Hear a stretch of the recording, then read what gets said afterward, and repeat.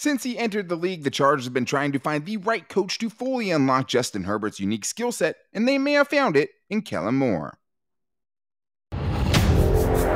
You are Locked On Chargers, your daily podcast on the Los Angeles Chargers, part of the Locked On Podcast Network, your team every day.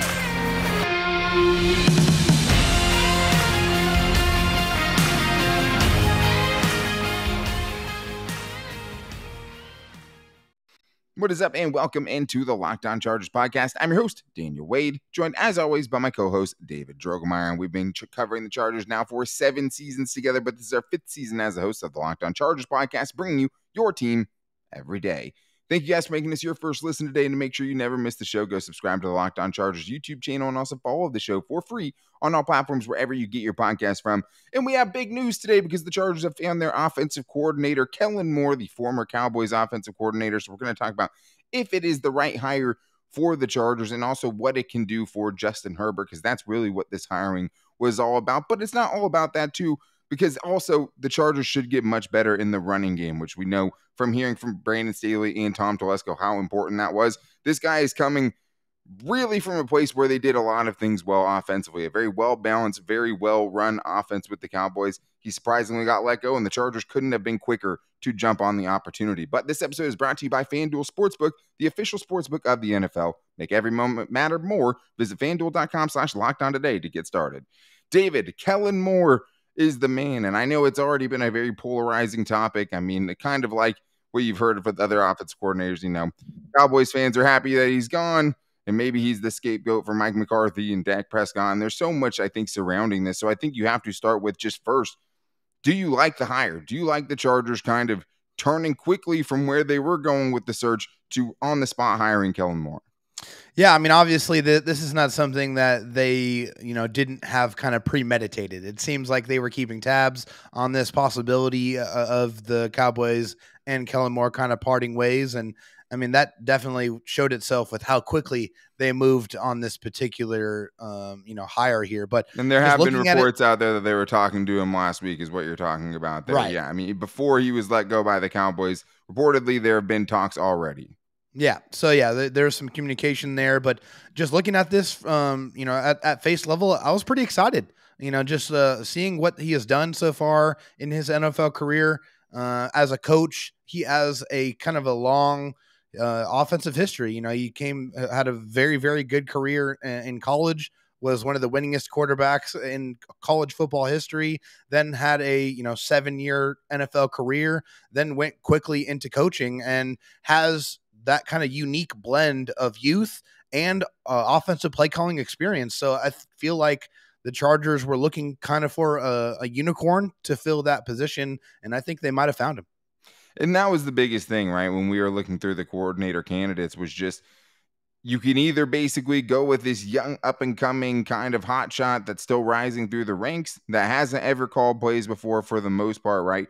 Or you could go with someone like Frank Reich or even Greg Olsen, guys who have called plays extensively before, but maybe you're trying to kind of rehash somebody who's already flamed out in the NFL. It's hard to say that Kellen Moore flamed out with the offense he had going with the Cowboys. I mean, I think it's just rare to see someone coming from an offense who had been so successful get released, right? And he was in a weird situation, brought in by Jason Garrett, kept when Mike McCarthy ended up being hired in Dallas. So it is odd. And I mean, I get it from that standpoint. And I think the other thing is too, is wondering what he could be without those constraints, wondering what he can be without Jason Garrett looking over his shoulder as an offensive coach, or Mike McCarthy as an offensive coach looking over his shoulder and trying to have his input in it.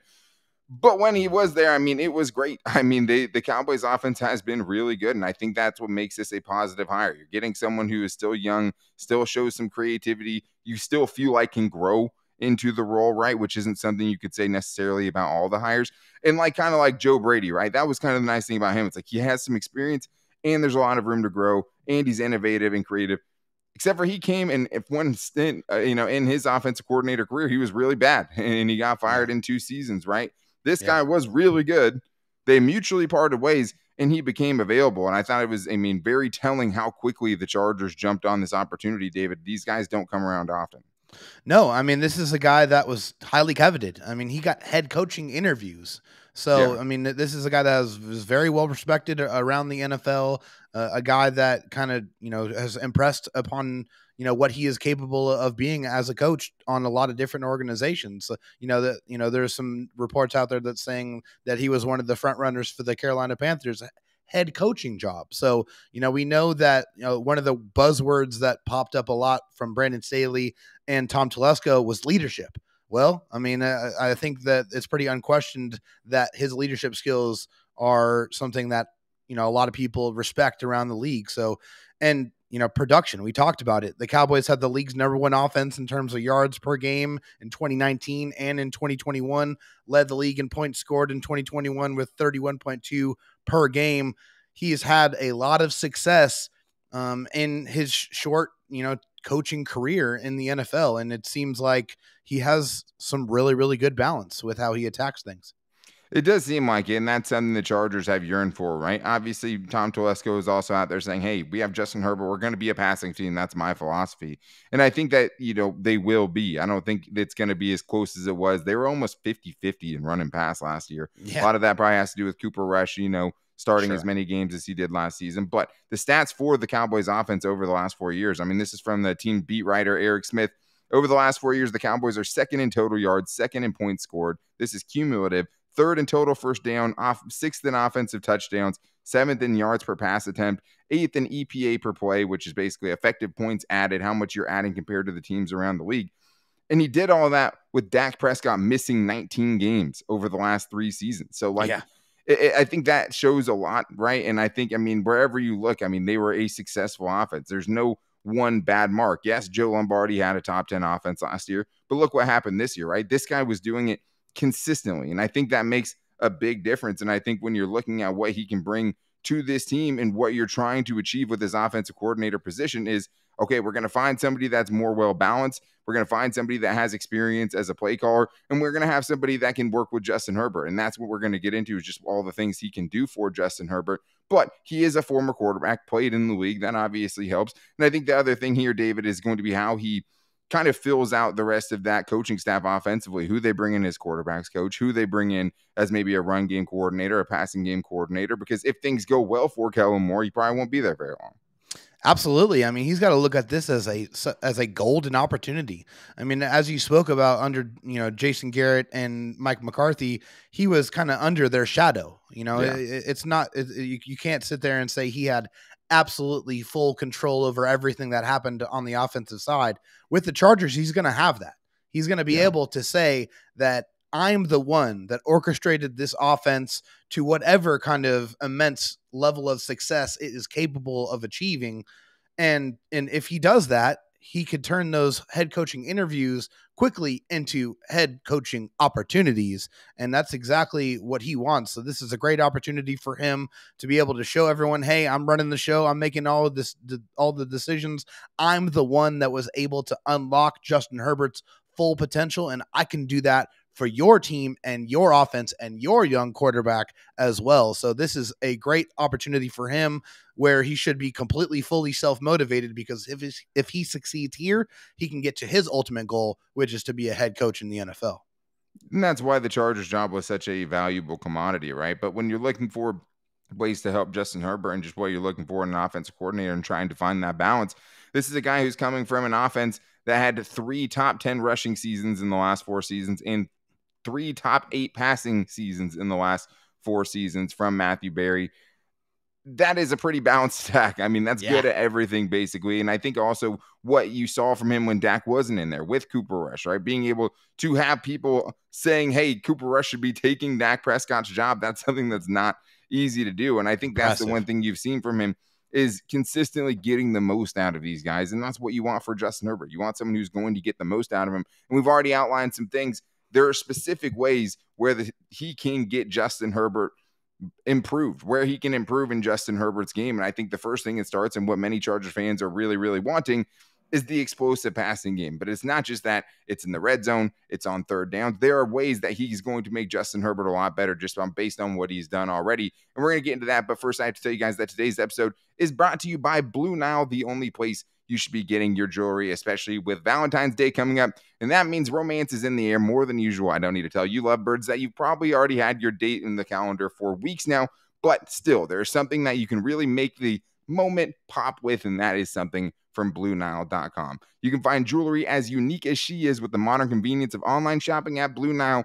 At BlueNile.com, you can find the perfect piece of jewelry for life's special moments or even create the custom engagement ring of her dreams. Their simple online tools let you choose the diamond shape, size, and clarity, as well as the setting style. And I know if you have a significant other out there that likes jewelry, sometimes they can be very particular with how they like it and the size and the clarity and all of those things. Make sure you get in touch with one of the Blue Nile experts. They make it so easy to do. So you make sure you don't mess up that special moment. And the Blue Nile Diamond Price Guarantee allows you to compare a competitor's diamond against one of theirs. Blue Nile can even meet or beat their price. Every order is insured and arrives quickly in a discreet package so you don't give away that big moment. And right now, you guys can save up to 50% at BlueNile.com. That's BlueNile.com for up to 50% off. BlueNile.com. Justin Herbert is the main focus on anything offensive related or really anything Chargers related. That was the number one thing that they had to get right, is finding someone to entrust the talent and skill set of Justin Herbert with. And that's why it was such a big deal. And that's why the Chargers had to get this right. And if they got it right, we'll see, right? The only time is going to tell. We can like it. And I think both of us are in favor of it. I think especially compared to the other options, guys like this don't come available very often. But I think you also, it's so important because you just don't want to keep this carousel going around Justin Herbert of these different offensive coordinators. 4 in college in 4 years, 3 going into his 4th year in the NFL. You want to find some stability, and that's why the young head coach, the young coordinator is nice. Having that guy who can potentially grow with Justin Herbert, even if he ends up getting a head coaching job, I still think it's going to be good for someone to be able to connect with him. They have already done commercials for a Kendall automotive place up in Oregon where they've already met and done some shoots together. So there's some connection there at the very least. But you want to see him take Justin Herbert to new levels. And I think the best thing you can do when looking at that is looking what he did for Dak Prescott in his career when he took over for the Cowboys in 2019, being able to do it under 2 different coaches. He consistently, David, got the most not only out of Dak, but out of Cooper Rush and basically anyone who started at quarterback for the Cowboys. Yeah, I mean, I think a great tweet from Mina Kimes put that in perspective. He said, since Moore became the OC of the Cowboys, they had the 7th highest average depth of target in the NFL at 8.3 average yards per attempt. That's very, very different from Joe Lombardi and the Chargers, where, according to Warren Sapp, the Chargers were at 6.3 yards per Warren attempt. Sharp, Warren Sharp, excuse me. That's a huge, It'd be pretty hilarious though if Warren Sapp was out there putting out like football analytics about passing depth. Yeah, no, Warren, if you're not following Warren Sharp, you definitely should. He puts out some phenomenal information out there, but just such a stark difference. The Chargers were at 32nd in the league, and the Cowboys were 10th in the league. That's just being a lot more successful targeting the intermediate parts of the field, getting more of those explosive passes, not exactly, deep down the football field, but really attacking and getting the most out of, an offense that should be much more productive with this style of play calling versus what we had with Joe Lombardi.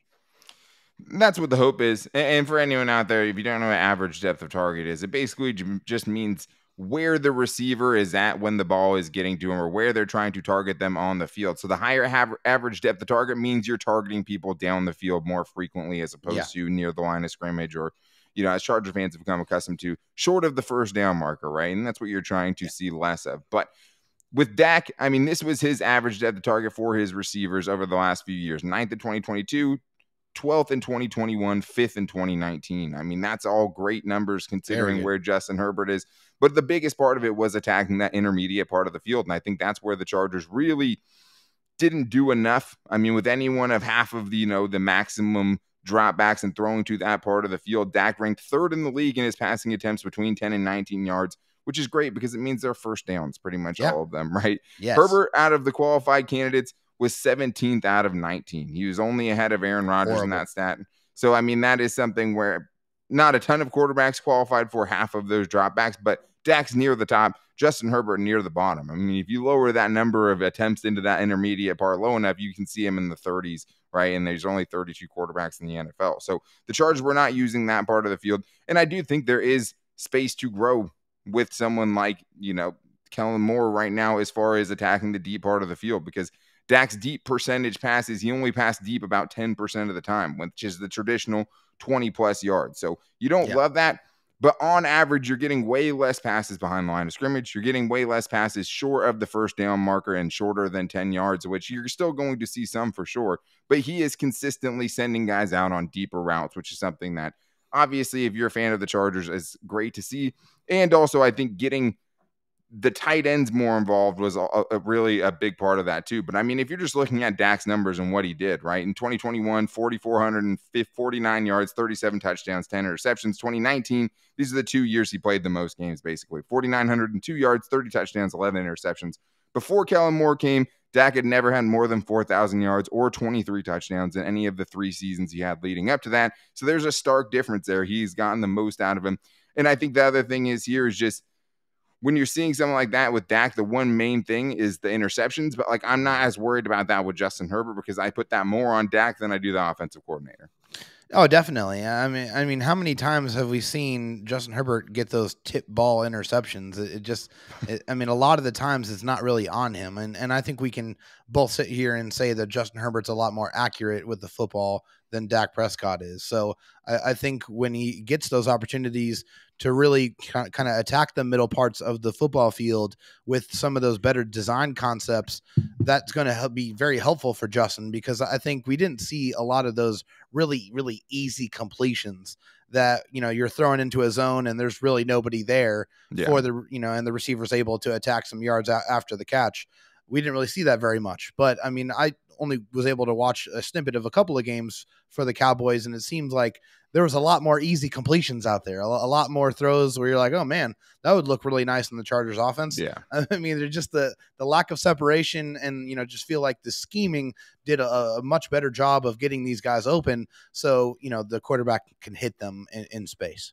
Yeah, and a big part of that is being able to run the football better, right? When teams know you're going to run, you're able to run play action more effectively. It's going to open up more easy throwing lanes like that. But yeah, I mean, you saw him scheming guys open, and you also saw him making adjustments too, and really picking up on what the defense was trying to take away and attacking that and getting guys open in that way as well. And just, you see, a safety crashing down on a tight end, and then they go over the top and beat him there, right? Because they know they're trying to take that away. I think there's a lot of that you see when you watch the Cowboys over the last few years. But I think some of the most positive ways that Kellen Moore can help Justin Herbert is what they're going to do after halftime and making those adjustments, but also in the red zone too. The Cowboys were first in red zone touchdown percentage in 2022. That's great. They were sixth in 2021. They've been a great red zone team, right? And also in the second half, that's great, where you want to see the Chargers make adjustments where they didn't do it this year. This year, they were first in second half points per game. They were fourth last year in 2021. If you want to just go to the third quarter, 11th in 2021, which you would totally take if you're the Chargers at 30th. They were fourth in third quarter scoring in 2022. They were 15th in 2019. So they've been average to well above average to elite in Kellen Moore's time as offensive coordinator there. Red zone in the second half of games, making the adjustments. I think that's all places that Kellen Moore is going to improve upon what Joe Lombardi started. Yes. I mean, how many times were we so frustrated with the red zone play calling with the weapons that the Chargers had at their disposal? I mean, it just feels like there were so many better ways to attack that. And it got a little bit better towards the end, but it was too little too late. You just felt like there was so much more potential than the output that they actually were getting out of the red zone. And the Cowboys, by all accounts, have been phenomenal at doing that. I mean, hey, you want to be one of the best teams in the league, you got to score touchdowns in the red zone. And the Cowboys did that at an extremely high rate. And the second half, I mean, I think that showcases the ability to make adjustments and to be able to continue to score points and to be able to continue to run up the score. And that's one of the things I actually really liked. I saw from Pigskin Addicts. Sorry, it's a little bit of a tough one. The Cowboys put up 40 or more points 8 times in the past 2 seasons. They did it 4 times in 2022 with Dak doing his best Jameis Winston impression, and I'm sure he's alluding to the interceptions there. But the Chargers only did that a handful of times in the last few years, and I believe they were all in 2021. I mean, the Chargers didn't really do that at all last season. Chargers didn't score 40 points this year. Yeah, there you go. I mean, not at all. I mean, they did it in 21, but not at all this season. So you want And you know that the Chargers offense has that ability. So being able to unlock the full potential of the offense, another very exciting, hopefully, development that we get to see with Kellen Moore.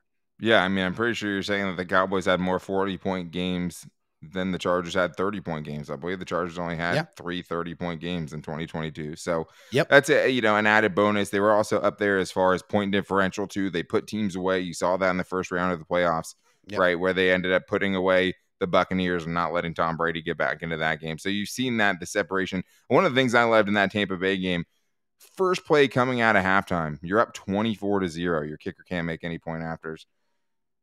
You do a deep throw to the tight end 20 yards down the field on the first play. You're up 3 scores at that point, and you're just going for it anyways. There's no slowdown. I really loved seeing that when I was watching that game. And obviously that last game, it sucks. They went up against a good 49ers defense. Dak melted down a little bit. Tony Pollard got hurt, and he was a big part of it. And when the running game went away, they weren't the same. But that's one of the biggest things the Chargers want, is somebody who can improve their running game, and that is something that Kellen Moore has done effectively ever since he took over 4 years ago as the Cowboys offensive coordinator. Can he revive the Chargers running game? We're going to get into that, but I do need to tell you guys that today's episode is brought to you by FanDuel, the #1 sportsbook in America. We're really excited about our new sports betting partner for Locked On because they're the #1 sportsbook in America. And if you're new to FanDuel, that's even better. There's so many great features that make betting on sports fun and easy.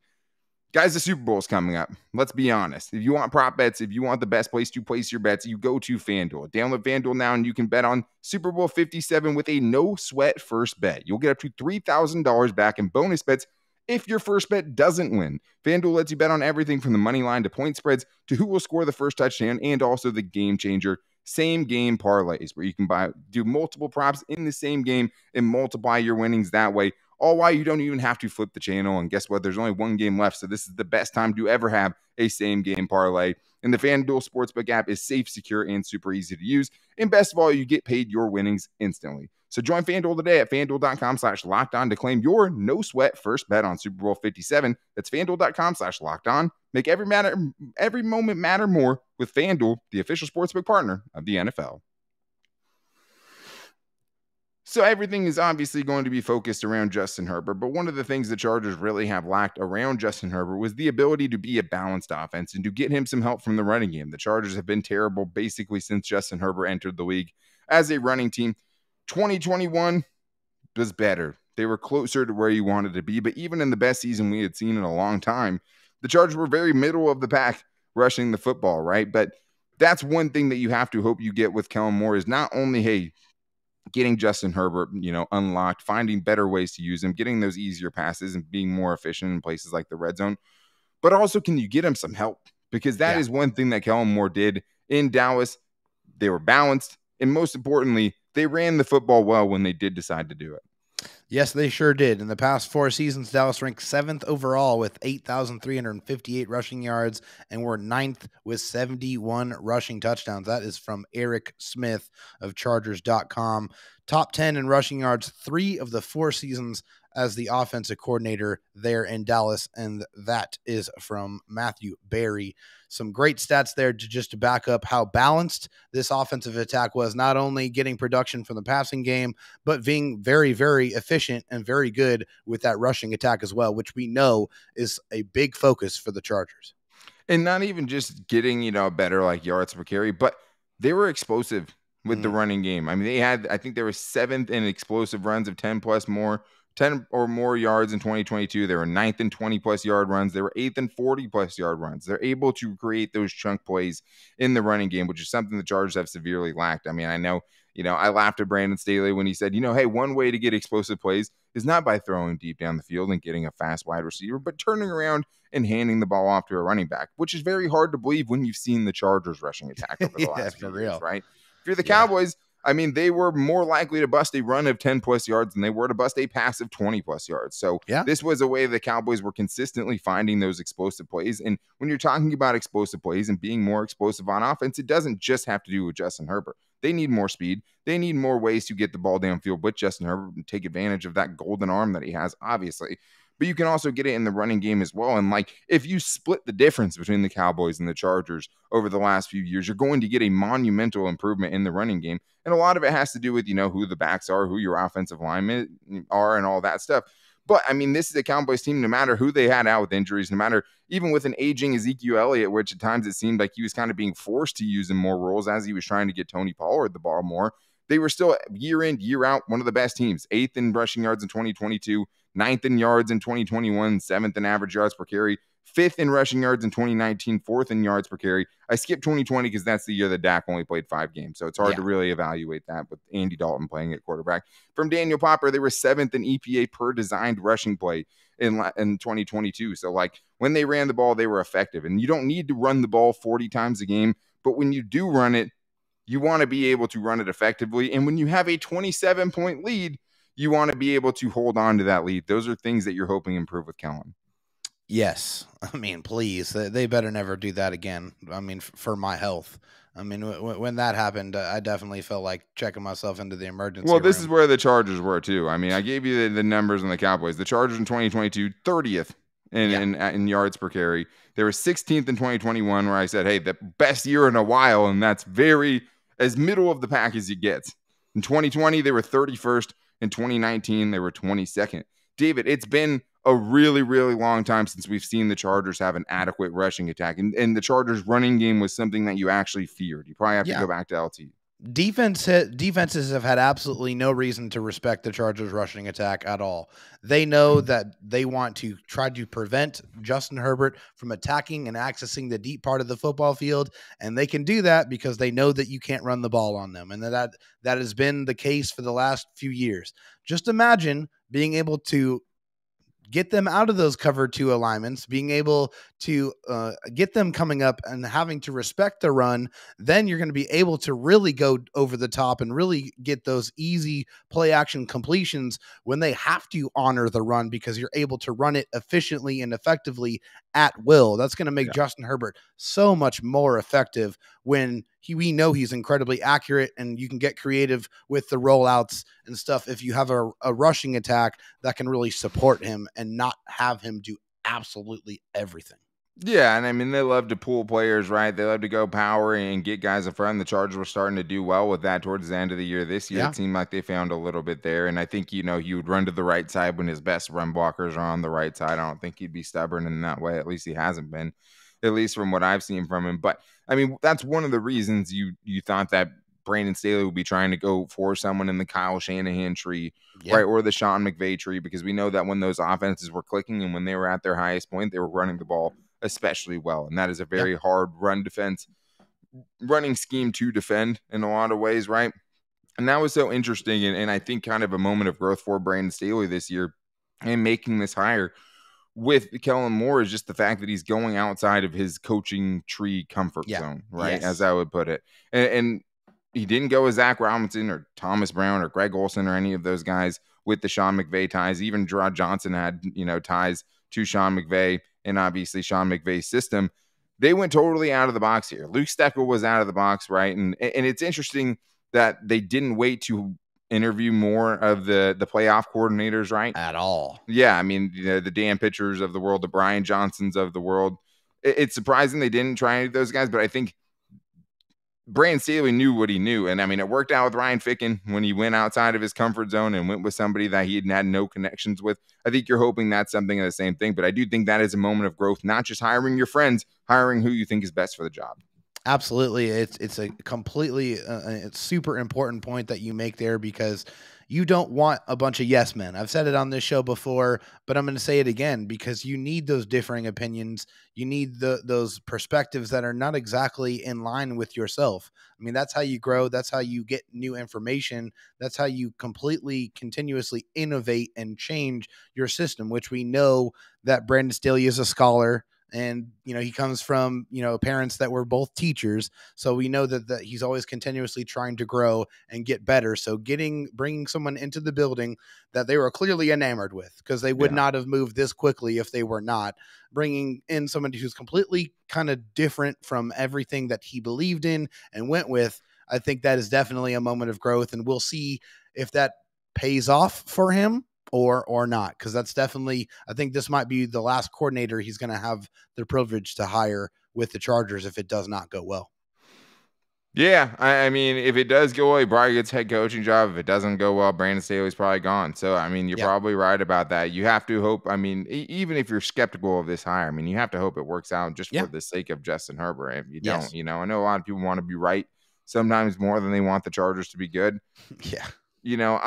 I like this hire. I know there's no perfect hire. Everybody's going to come with their flaws. Never. I like it. We'll see if it works out. I mean, I think that they're going in the right direction, though, and they're taking a nice swing. It's hard because he doesn't really have a coaching tree.